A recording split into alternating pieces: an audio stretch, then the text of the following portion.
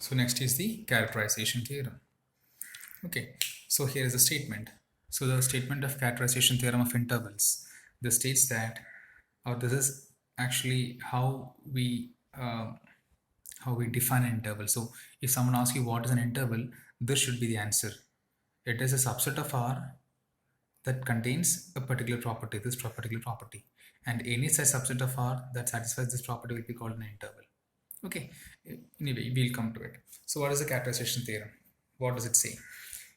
If capital S is a subset of R that contains 2 points and has a property, if xy belong to S and x less than y, then closed interval xy is contained in S, then S is an interval. Okay, so what is that particular property? Any subset of R which has a property. What is this property? If you take any two elements of that particular set with this particular relation, then all the points from x to y should be there in capital X. This is that particular property. If any subset of R is having this particular property for every x comma y belong to S, then such a set is called an interval. Okay, if you take any x and any y from capital S, all the points from x to y should be there in capital S. And if any subset of R is having this particular property, then that set is called an interval. Okay, so here the proof is being divided into 4 cases. The first case when S is bounded. So since if S is bounded, it is bounded above and also it is bounded below. So therefore, since it is bounded below, infimum of Sx is, and since it is bounded above, supremum of Sx is. So let A be the infimum and B the supremum of capital S. Okay, so you just see every element of capital S is greater than or equal to A, and every element of capital S is less than or equal to B, because A and B are both supremum. Therefore, we have this particular result. We can say that capital S is less than or equal to closed interval AB. Okay, now we'll prove that open AB is contained in or equal to capital S. So how will we prove this? We'll take an arbitrary element from LHS and we'll show that that is there in RHS. So you choose a number set, okay, which is greater than A and less than B. So that set belong to AB. Okay, you choose a number from open double AB. So set belong to open double AB. Therefore, Z can be written of this form: A less than Z less than B. Okay, since A is less than Z, A is the greatest lower bound, or it is the infimum. Okay, greatest lower bound means no number greater than A will be a lower bound. Okay, here Z is greater than A, therefore Z is not a lower bound of S. Therefore, we can always find a number x belong to S such that x is less than Z. That is, we can always find a number in between A and Z. Since Z is not a lower bound, there exists a number in the set is that x is less than Z. Also, Z is also not an upper bound of S, because B is the upper bound, B is the least upper bound. So no number less than B will be a upper bound. So Z is not an upper bound of capital S. Since Z is not an upper bound of capital S, we can say that there exists an element y belong to S such that Z is less than y. See here, we will get a y belong to S such that Z is less than y.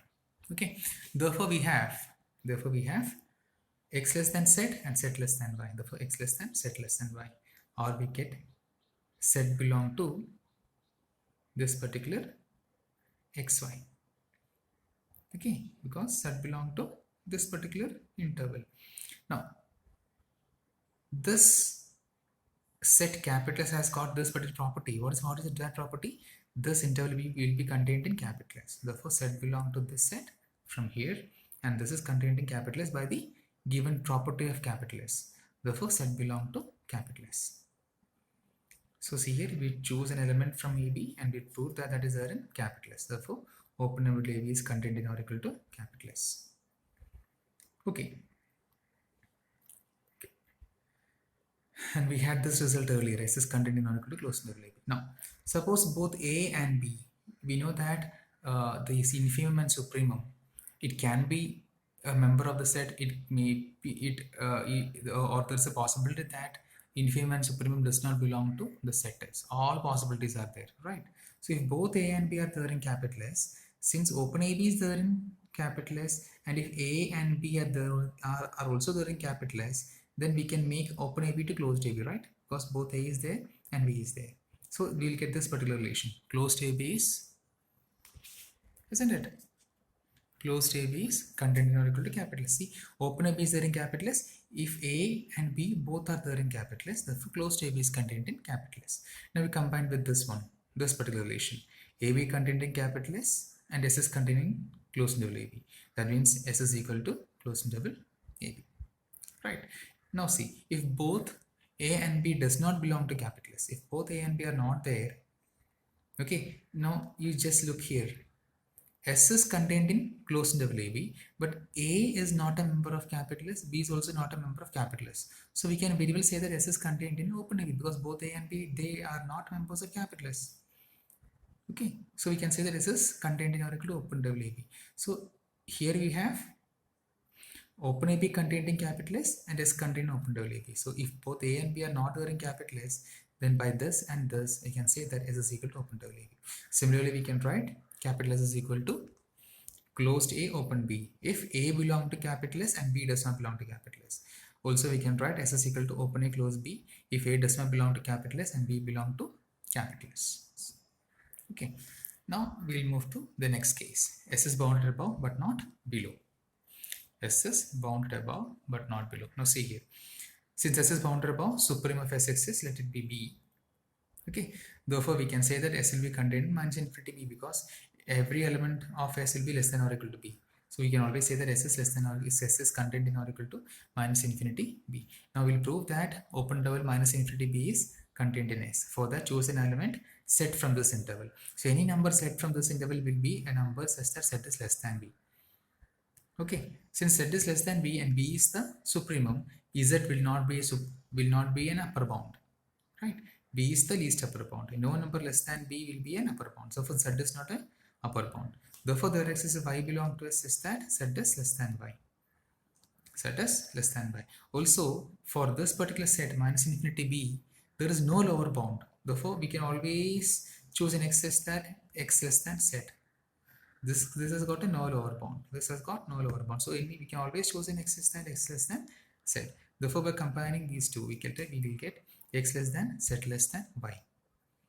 Also, our S has got a property by which we will get closed near XY is contained in or equal to S. Okay. Therefore, Z belong to S is obtained clearly from this particular relation because X less than Z less than Y. And if closed near interval XY is contained in or equal to S, obviously Z will be there in S. Therefore, what we got now is we took an arbitrary element from LHS and we proved that is there in RHS. Therefore, minus infinity B is contained in or equal to capital S. Now, what happens if B is there in capital? B is a supremum. So, if the supremum is a member of capital S, if it belongs to capital S, see, all elements up to B is there in capital S. If B is also there in capital S, then we can write S is equal to minus infinity B. Okay, but earlier, okay, yeah, like S is equal to minus infinity B is obtained. See, if minus infinity B is contained in S and if B belong to S, then we can write minus infinity B is contained in capital S. Now we combine this and this. So from here, by combining those two, we will get S is equal to minus infinity B. Okay. So similarly, if B does not belong to capital S, from here, see, B is not a member of capital S. So from here we can say that S is contained in or equal to minus infinity open B.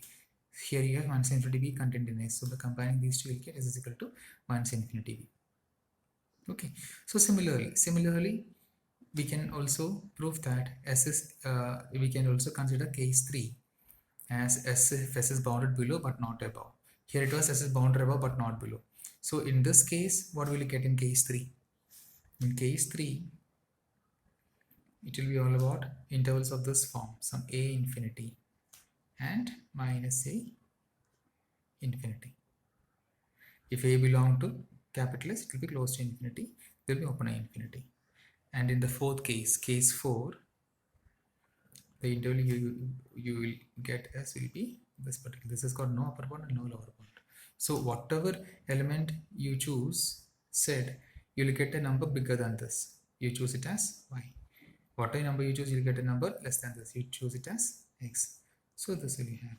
Okay, as all these sentences is, you have a similar kind of proof. Okay, so case 3 and case 4 can be done as seminars. I hope it's clear. Okay, so this is the property that an interval possesses. What is the property? For any two members of capital S with x less than y, then all elements from x to y will be there in capital S. If this is true for any two elements of this capital S, then such a capital S is called an interval. Okay, it consists of 4 cases. First one will be bounded interval. S is bounded. The second case will be S is bounded above but not below. Third case, S will be bounded below but not above. And fourth case, S is neither bounded above nor bounded below. It is unbounded.